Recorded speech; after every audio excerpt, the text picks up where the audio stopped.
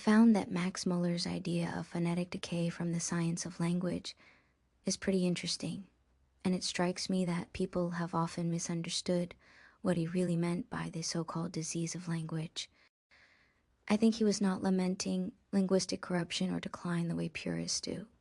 He was describing something deeper, a natural process in which words lose their original vividness, their living connection to perception and emotion. Over time, the sounds erode, the metaphors fade, and language turns from a fluid act of imagination into a set of rigid conventions. Muller called this a disease not as moral judgment but as diagnosis. When metaphors turn opaque and their origins are forgotten, people start mistaking the words themselves for literal truths.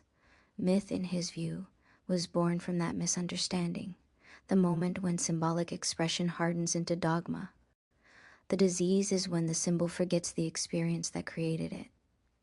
I find that idea powerful, maybe because Muller's way of thinking still feels alive. Modern linguistics, for all its precision, seems to have lost that sense of vitality. Later figures like Saussure or the structuralists dissected the system of relations, but they drained out the organic pulse that Muller kept. His language was full of life, half philosophy, half cosmology. He saw words as organisms that evolve, decay, and sometimes get reborn. That's probably why I click with him. It felt like he was tracing the evolution of thought itself. His concept of phonetic decay feels like an early version of what I call symbolic relaxation in a relational field, the dispersal of meaning density that invites new forms to emerge. It's like encountering a forgotten ancestor of symbolic science, someone who sensed the same evolutionary current but had to express it in the metaphors of his century.